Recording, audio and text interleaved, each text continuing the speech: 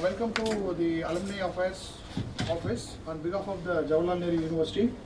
I welcome the alumni and the parents for joining us in the today's alumni meet. Due to morning heavy rain, the schedule got a little bit changed, and one of our distinguished alumni is sitting next with me. He's from Center for Historical Studies, and he's an archaeologist, trained archaeologist. He's happened to be in Delhi, and he has published quite a number of series of books. So he's also so excited and as like alumni to be with us and see the campus and share his work. So we are very glad to have Mr. Tkv.Rajan. He's quite popular in temple architecture and archaeology, ASI, and also his colleague Mr. Seetharaman. So both have published a book. And so we are, thank you very much, sir, for your presence. I think this is, when did you come last to the campus? Some 25 years ago. 25 years ago, great. So he is very popular in the US, most of his work, and he is a visiting professor in US universities. And Mr. Seetharaman is also trained architect and temple architect. Thank you very much, sir, for being here with us. With this few remarks, may I request Tkv.Rajan to introduce himself as being an alumni, share his thoughts, 3 minutes. Respected many gentlemen, respected professor, it's a great privilege for me to be here with you all. After long of 2.5 decades, I just reached back here and then I saw the posters. JNU has not changed much. So the second is, whenever I speak about my research in archaeology in America, wherever, I always say that I'm alumni of JNU. There's a lot of surprise. And also not only that, JNU, all said and done, is playing a pivotal role in promoting research all over India and the world. I have met so many alumni who are from JNU in America and Europe. They're all doing a great research. For me, I have done more than 4 books and I have done a lot of research. All I got it from JNU. My mentor was most respected Romila Thapa, and also Dr. Chandralakshmi is no more, she passed away last year. I still remember we used to stay in the library till 12 o'clock in the night. In those days, libraries kept open 24 hours. I don't know what is now. Even today, it's very nice. And then one van will pick up and we'll go to the Periyar hostel. And then I also organized one Omega Science Association. My senior was Prakash Karat, quite senior. Then we had a very wonderful, and then I cannot forget Dr. Gopal, who is a professor of history, son of illustrious Radhakrishnan, president. So it's a very sterling, still it's lingering in my mind. I must be having a lot of ideas, but one thing I want to tell and then finish my thing due to lack of time, whatever I have now, if you just browse my name, Tkv.Rajan Archaeology in Google, there's no ego I'm telling, all I got it from the research, the input from JNU. Thank you very much, sir. All the professors like that, they're doing a great job. Thanks a lot, Jagannathan, for having given me a great opportunity for this. Thank you very much, sir. Thank you very much, sir. And we also introduce our the Center for Historical Studies chairperson and also Dean, Mr. Hiraman Tiwari, sir, is here. Thank you so much. And we have got one of your alumni. And also request Mr. Seetharaman to briefly introduce yourself. Namaskaram. Basically, I'm a builder, passionate towards history. So with that, I have finished MPhil in history and temple architecture. And also, I am one among the editors of varlara.com, exclusive web magazine. It deals with temple architecture, inscriptions, and social studies. With my interest, I pursue, and I have released 5 books today with you, the prestigious University of India. I am presenting my book on Trika Shaivism and Thirumandiram, a comparative study. Thank you so much for the great opportunity. Thank you all. With this, now we go for the release event. Yeah, to release the book of Mr. You can speak a little aloud, that's it. To release the book of Mr. Seetharaman.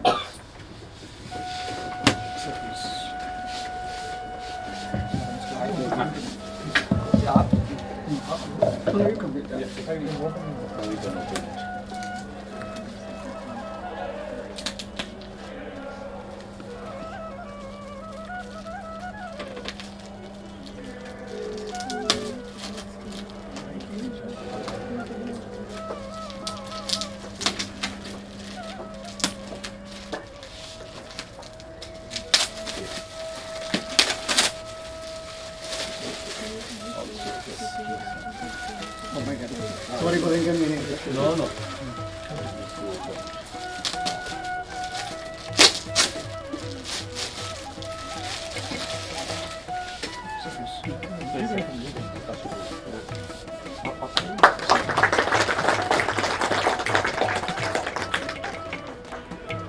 Congratulations. Thank you, sir. Thank you. Oh, great. That's for you, sir. We request Chairperson, Center for Historical Studies, to release one of his alumni. We'll all do it together.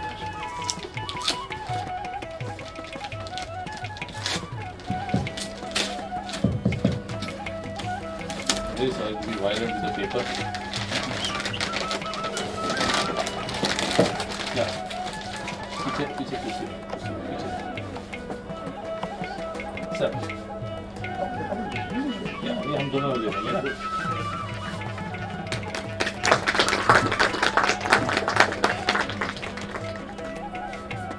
Sir, congratulations.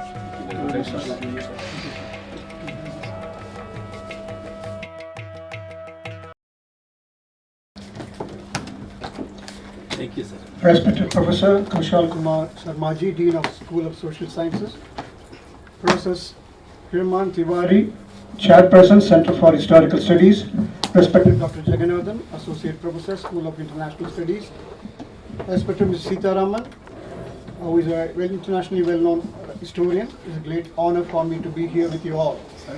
So my book is Ancient Kashmir and Sri Lanka. So how I got into this, I was doing a research on Kashmir when I visited Barsaho, that's a Neolithic site. There is a lot of skeletons, and one anthropologist did a research on that and said that earliest trepanation surgery was performed in Kashmir some 3,500 years ago.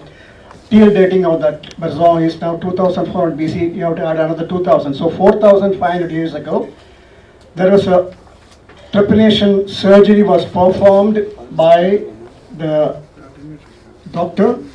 Very nicely it was performed, one of the best in the world. That's all the anthropology. It was appeared in a peer-reviewed journal also. When I read the article, I found the person who actually operated on these people have come from South India. So that took me a clue. Later our research showed that there is every possibility the doctor might have come from Adichanallur, called cradle of the ancient Tamil civilization, located in Tirunelveli of Tamil Nadu, where the same type of trepanation was performed, same type of surgery was performed very nicely. That gave me an interesting clue to work on ancient Kashmir, the link with South India.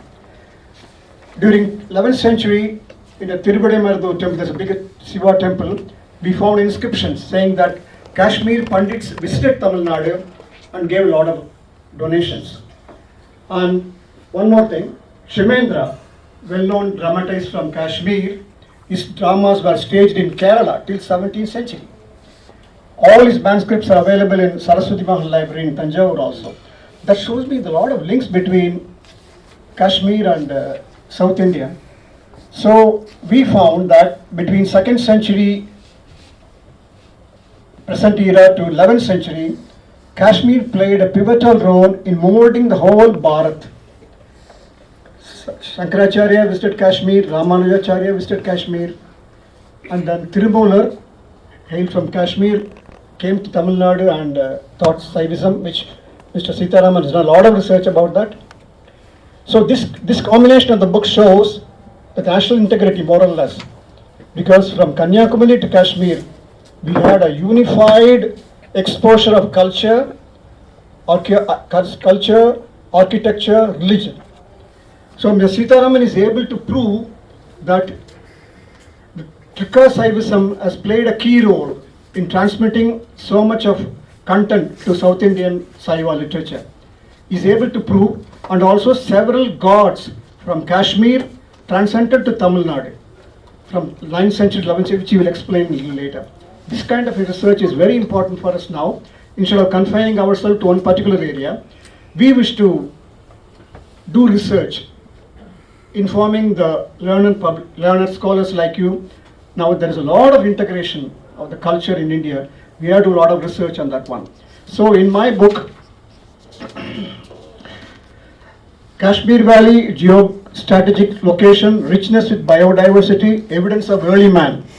Earliest man skull was Ramapithecus Panchapicus. The emergence of Vedic culture, subsequent visit of Gautama Buddha, the spread of Buddhism from Kashmir to Asian countries, visit of Shankaracharya and Sri Ramanujacharya to acquire wisdom knowledge from Kashmir Valley, especially from Sarada Peed. Spread of Kashmir and Shaivism to South India, introduction of Sufi culture are some of the aspects that every citizen should be proud of. So these are the aspects which I have done in this book. Between 6th to 12th centuries, scholars from all parts of India, Central Asia and China flocked to Kashmir for higher learning, and Kashmir has been considered a seat of higher education. For instance, oldest recorded numerical 0 was found in Sharda script. It's called Bakshali script. Recently were deciphered. No? First time we used 0. It is from Kashmir, which is considered as greatest mathematical breakthrough. Again, excavation conducted Barsaho in Kashmir revealed that highly sophisticated head surgery was performed 4,000 years ago with the help of a medical professional who hailed from South India. That is why thousands of Kashmir scholars, philosophers, musicians and specialists in fine arts were invited by the king of other regions of India to accumulate wisdom in Kashmir. We have a wonderful example, well-known Kashmir poet Bilhana, settled in Karnataka and contributed significantly to Sanskrit poetry and dramas of Kashmirian. So these are some of the informations. During the 12th century, several Kashmiri Pandits visited Tamil Nadu and donated land grants to the temple. These pieces of evidence invariably show as to how invaluable has been the contribution of Kashmir to our culture and wisdom for the past 4,000 years, and we should strive to protect it for India's glorious future. More I work on Kashmir history and culture, more I am convinced that Kashmir is the crown of India. It has to be safeguarded. But unfortunately, only few percentage of population have realized the value of Kashmir Valley, the present scenario. This reason for the lacuna may be due to the fact that our educational syllabus has not included the history of Kashmir. Whereas we are told in Pakistan, the history of Kashmir has already been included in the schools for the past 10 years. That is why in 2013, I submitted a memorandum to the Minister of Primary School Education in Karnataka government to include the history of Kashmir in the curriculum. That is there in my book also. So this book is as a student's awareness book. This is mainly for the student to know more about the Kashmir and other things. So during 2014, I organized an exhibition called Kashmir, the Crown of India, which was inaugurated former Chief Justice of India, Venkatachalaya. 2015, same was inaugurated by Dr. Rama Joyce, internationally well known, and also I think he's a foreigner of the Jensen also, right? He came there. So he also did. So I did 2 TV serial called Kashmir, the Crown of India, and also In Search of Sarada Civilization for the Sankara TV. So I just want to give you a small bullets point about the Sarada civilization. Till 17th century, Kashmir was known as a Sarada Desh. We have a documental evidence. Till 17th century, it was recorded also as Sarada Desh. Kashmir is also known as Sarada Desh, the first headquarters of goddess of language and speech. Sarada Peed is a fountainhead of Sanatana Dharma. All Vedas, Upanishads, major Puranas and important Sanskrit works emanated from here. Even today, the most ancient Sanskrit slogan known as Sarada is being recited every day. Namaste Sarada Devi, Kashmira Puravasini. Sarada Peed attracted great divine souls. Shankaracharya received his right to sit on the Sarvajnana Pida, throne of wisdom. He consecrated several Shiva temples in Kashmir Valley. He mastered Sri Chakra Upachana, installed first Sri Chakra temple in Kashmir, Hari Parvat. Okay. Tradition is strong that Ramanujacharya visited Sarada Peed to complete Sri Bhashya. Saint Tilmurar, hailed from Kashmir, was a devotee of Saradamba and he was instrumental in spreading Shaivism in South India. Visiting Sarada Peed, as we visit Balaji in Tirupati, was standard practice and ritual among the various kings and chieftains for the welfare of the region for the past from 2nd century to 11th century. 2000 years ago, a popular university existed in complex of Sarada Peed. Thousands of pilgrims and scholars from various parts of India and China, Laos, Cambodia and Bali visited Sarada Peed and studied there to attain universal knowledge. To transmit universal knowledge, a script was introduced by the Sarada Peed known as a Sarada script. I think JNU has a special curriculum or a school to teach Sarada script. In Sanskrit. Yes. Yes, School so of the Sanskrit teacher. Yes. The earliest manuscript of Ramayana and Mahabharata, the epics and Dharma Shastra were written in Sharda. Several mathematical and astronomical and medical treatises were written in Sharda. As we said, this is zero. Researchers who studied Sarada script claimed it as a miracle script compatible to high standard computer language. Even today, the secret code of Sarada script yet to be deciphered. For example, Kalpataru code of Sarada. I have seen that Kalpataru code of Sarada, still it has not been deciphered. What exactly it contains. Jawaharlal Nehru University has a specialized department to decode Sarada script to reveal the glorious universal knowledge. Such a great Sarada civilization suffered a setback under the cruel hands of invaders. Tradition is strong that Shankaracharya installed the original deity of goddess Sarada on the banks of Tungabhadra river. Presently, the original temple of Sarada Peeth is in Pakistan occupied Kashmir. Many of my friends in America, they visited Sarada temple, they are having a American passport. If you have an American passport, whether you are Indian or non-Indian, you can visit. But we Indians, we cannot go to that place. I am told several unpublished Sarada script manuscripts are available in near Sarada, Muzaffarpur. That's the capital of Pakistan occupied Kashmir. So I request professors to find out any way to go there and acquire all the Sarada scripts. That's all we plan. How we can do. Conquer the country and take it. Oh, sure, sir.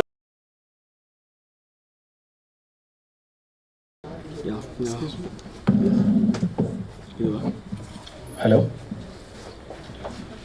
Namaskaram. So I have 10 minutes, I believe. It's first of all,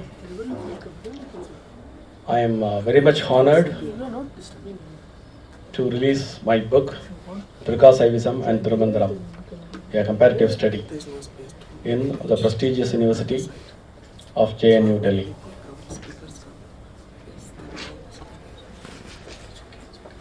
How temple architecture can reveal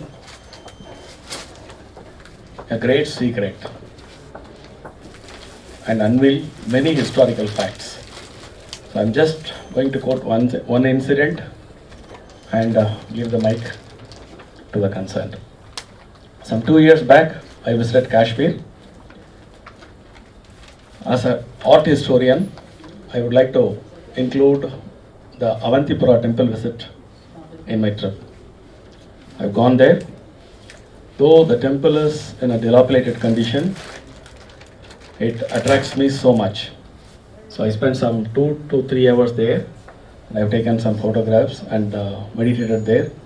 Saw the sculptures. We can see some stupendous sculptures over there. Still it is dilapidated. We can see some 5 to 6 fantastic sculptures were there. Then after returning to Tamil Nadu, I used to study about the Avantipura. Then I came to know the king Avantivarma, who created the entire city and built 2 temples. One is for Lord Shiva and one is for Lord Krishna.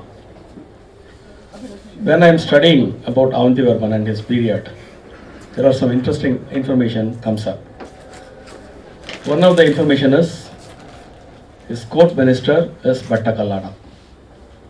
He is the key person who is instrumental for the Trika Shaivism. He wrote the great Spandakariga. Not only that, studying further, I have come to know some stunning informations. One of them is, while Shankaracharya visiting Sarada Peda, Bhatta Kallada met him in the Sarada Peeth. Then he has become disciple of Shankaracharya. With respect to his guru, he named his son as Sankaradeva. In the history of Kashmir, the name Shankaradeva is registered in the first time of history of Kashmir during Avantivarma period. So it is an interesting information, but as a historian, it triggers me something else. What it is? As of now, we all heard that Shankara lived between 788 to 820.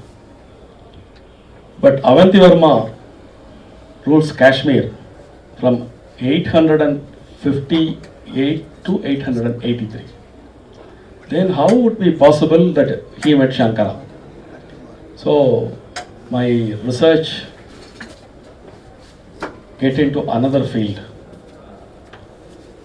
Shankaracharya visited Kashmir, which is an undeniable fact, everyone accepts. But when did he visit? That's $1 million question. So history records that he comes to Kashmir, I think more than 853 AD only, because Avanti Verma named his son as Sankradeva. These are all the informations available from a historical archaeologist who registers during 1915 AD. So Shankara must have lived later than 820, first breaking point. Then the Kashmiri Shaivism, the relations to Kashmiri Shaivism and Bhatta Kallada. So after Bhatta Kallada, there was one Lakshman Gupta, then only Abhinav Gupta comes. During Abhinav Gupta period, Trika Shaivism takes a complete shape. With that note, the comparative study from Kashmir and Tamil Nadu comes into picture. As both the professors told, Thirumandiram is the earliest treatise, then Trika Shaivism. According to the earlier scholars, some say it is from 5 to 6th century, some says it is 7 to 8th century. Either way, the primary property of Trika Shaivism or the essence of Trika Shaivism is called Pratyabhijna. The meaning of Pratyabhijna means any moment we can get enlightened. The moment we get enlightened, we are not only realizing that we are the realized soul, but we realize that we ever as a realized soul. That is the crux of Kashmiri Trika Shaivism. The same kind of philosophy is existed Tirumala's Thirumandiram. So this is a philosophical point of view, the correlation between South and North. But there are some architectural point of view, which is what the uniqueness of the book written by me, the Trika Shaivism and Thirumandiram.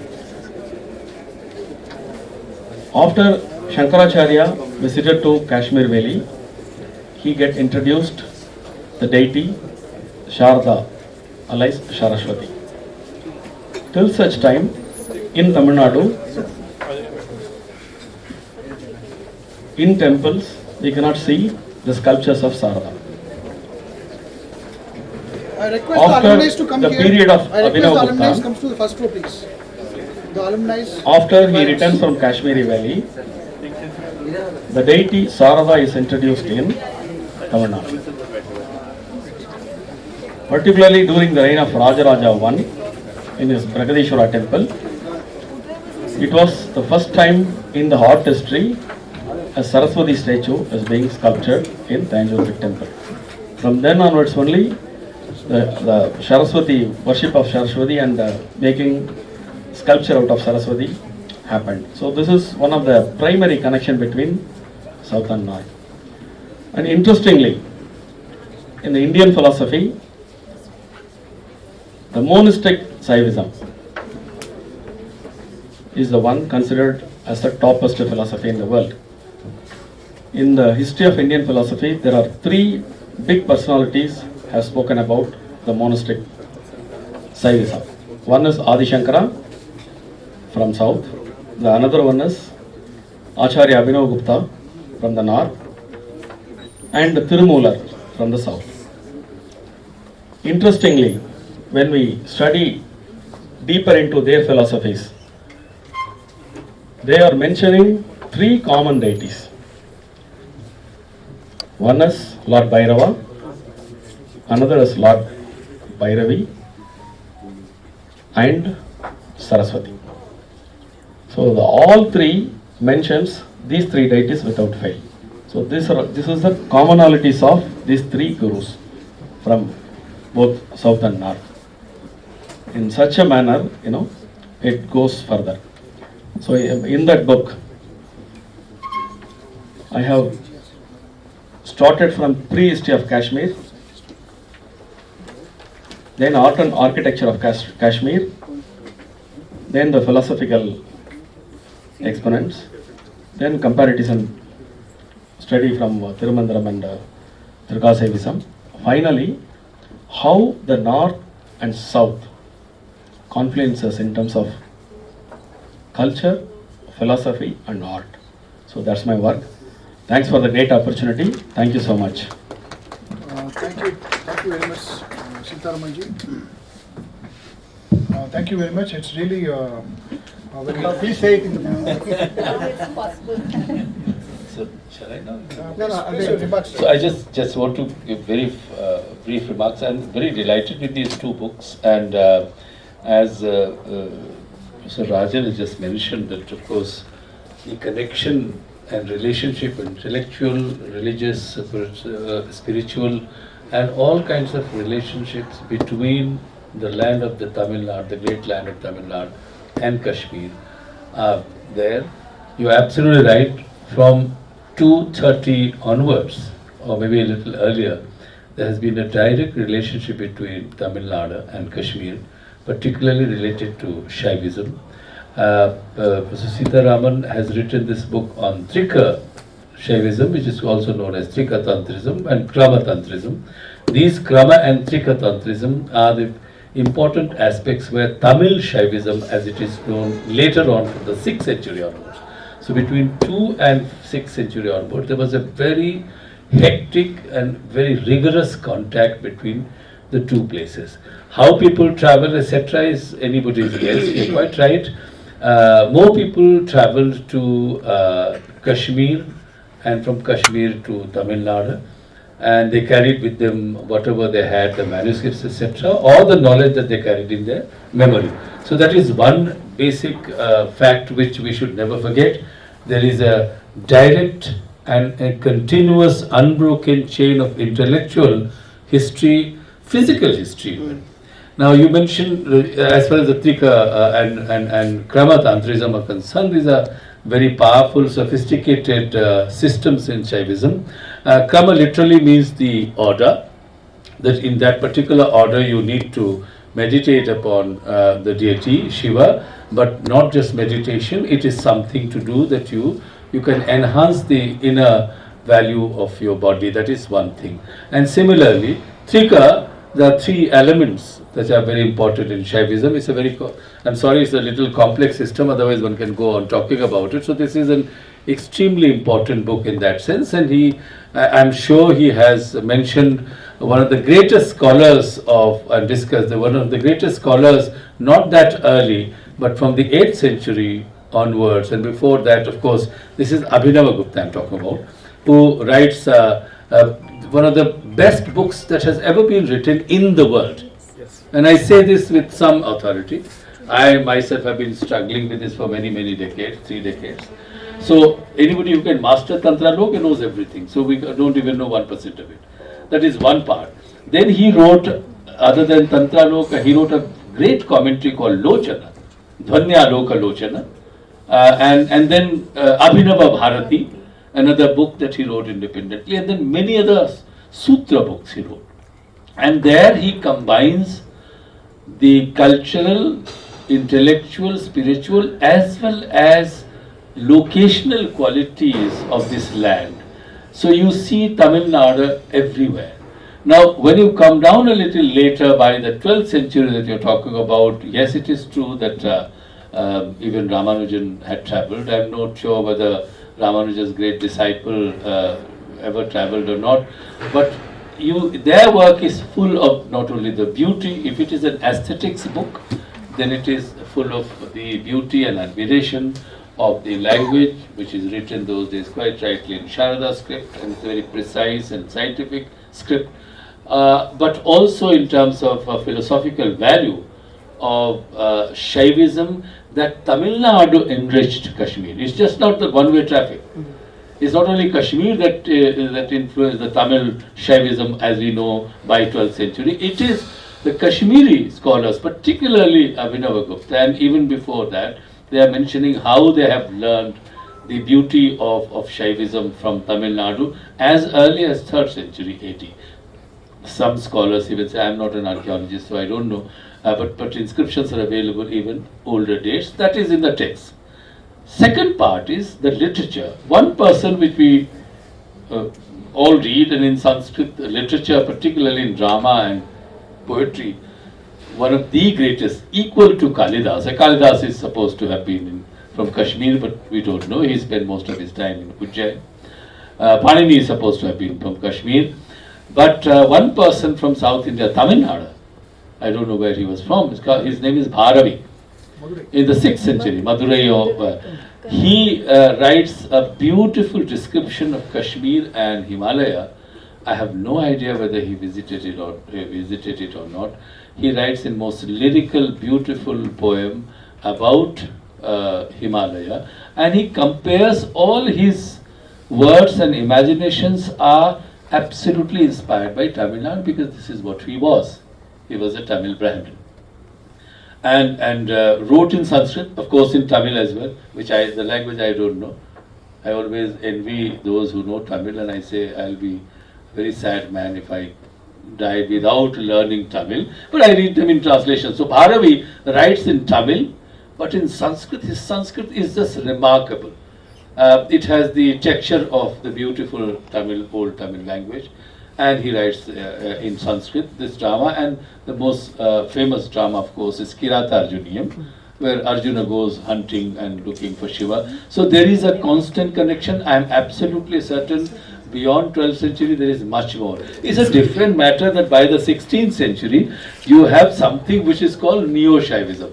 That has very little to do with this great 1600, 1500 years connection between the two. And if you are connected to Kashmir, obviously the parts in between are not left untouched. So almost Shankaracharya talking about Abhinavagupta, as I mentioned. Abhinavagupta, I don't know whether he travelled ever to Tamil Nadu or not, but he is inspired by Trika and Trika Shaivism, which Kashmir, which is known for being a sort of great philosophy of Kashmir, but you could read a lot of it. Kambana, when you come writing in 12th century, the great Ramayana, he also mentions that there have been acharyas who have visited and ruminated, and many of them never returned to Tamil Nadu. They became the Kashmiris. So therefore there is a constant connection. I happen to, somehow, I'm convinced of the fact that there are parallel traditions even after the 16th, 17th century of new Shaivism that developed much later, 17th century. The old Shaivism still remains, and at the moment there is another great center in Pondicherry which is working on that, a lot of scholars. So that there is never a doubt of one place, one land, where a person living in the south is writing about the north or about other India, and the vice versa that is happening. So this is a very great service, I think, by both of you to philosophy and to literature. Thank you very much. Thank you so much. Professor, thanks a lot. Very enlightening talk. And before I'm handing over for a small introduction of the book, we are very particular to get the manuscripts from Pakistan occupied Kashmir, because my friends who visited there, they were able to identify certain manuscripts. No, I said it in jest that the one way to do would be to occupy the area. But how far can you occupy? That's one thing. I will be happy personally, of course. Yeah. So anyhow, thank you very much for everybody to this one. I'm very happy. The only thing is, I'm very particular that student population should know the invaluable contribution of Kashmir and Tamil Nadu. And Tamil Nadu and Sri Lanka, which is very particular. When we made a survey, we found that only 3% of the population, they knew anything about Kashmir. Many of them remember the Kashmir Ki Kali movie very easily, but they don't know the impact of Kashmir on the Indian soil. And Sri Lanka is much more Western, because the world, we have now 195 countries are in the world. 2 countries, they have a continuous occupation, is India and Sri Lanka. 35,000 years, continuously we have a inflow of the human population from prehistoric time till now. Unfortunately, this history has not been known to anybody in Tamil Nadu also. Recently, I met the Minister of School Education, request him to add Kashmir and Sri Lanka. And 65% of the student population, they know only one person from Sri Lanka, that is Muttaya Muralidharan, who is a cricketer. So we have to add this. I request all of you and alumni here to think of this, introduce Kashmir history to the curriculum and also Sri Lankan history. It's the greatest service we are doing it. Thank you very much, sir. Thank you, Professor, for a nice thing. Now I hand it. Yeah, before just a quick remarks. Acha, I'll hand over to the Dean. Thank you. Congratulations to both of you writing good text, Rajan ji and Sri.Tkv.Rajan ji. Of course, Professor Hiraman Tiwari ji has given a detailed account of the context to which you have been writing the books. I'm a geographer basically, so therefore historical facts probably you know better than me. But my contest has always been as a sacred geography. I work on the temple geography, locations basically.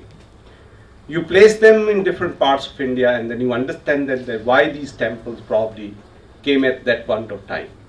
You had a vivid account of that, how the Sharda Peeth and the location elsewhere. Now, you said it that student of history or the student should understand the crown of India is Kashmir. I say, but geographically how this formation came up. When the whole plate continental movements were taking place, I hope at that point of time the Eurasian plate were moving down and the Indian plate were moving up.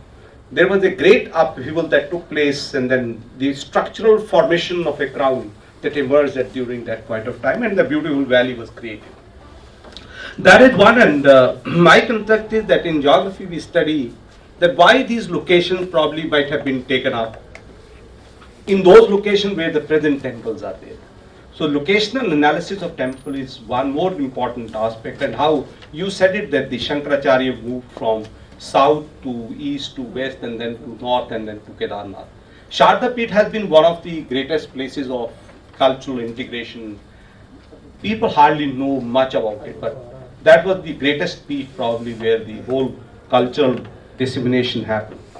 Another thing which they mentioned about is that how beautifully to understand the historical migration patterns was that the people from the south, they moved to north, and the north they moved to south. That is where they brought the culture, the temple architect with them. But in today's context to what he said, that recently so many changes happening. Today the masala dosa can move to north, not the culture is moving. What we can move to the south is the chapati culture that is moving to the south. But culturally the value system is not moving both. That happened in the past. And that is the culture that is enriched because of those cultural movements which has taken place historically past. So you probably have brought in the architectural values system from north to south and south to north. Then that is probably the cultural link we create through these temples and people moving up and down. That is how the Indian cultural history might have been created, and that creates the oneness to ourselves. And then you also made a mention to that how the unification of in India is one. I hope we were also making a reference to all these temples, and then Shakti Peethas also is one. Maybe few 51, 52 are known, but actually 108 Shakti Peethas are there, right from south to north and east. If we are able to construct or manifest in how these locations and then join, that means the cultural values right from the east to west and north to south makes India unified culturally. That is to be really brought to the notice of the students, and they should read it. And then you said it that the religious manifestations can be brought through your Shaivism or any other value system you create. So that's also very important what you made a mention to, and very happy to know that the zero came from the Sharda Peeth. That means mathematically, not mathematically, it is academically how that center might have developed at that time. One need to understand that when I look at, say, the temples, I hope much of the knowledge have come out from the temples only. And they have been the seat earlier of learning for all of us.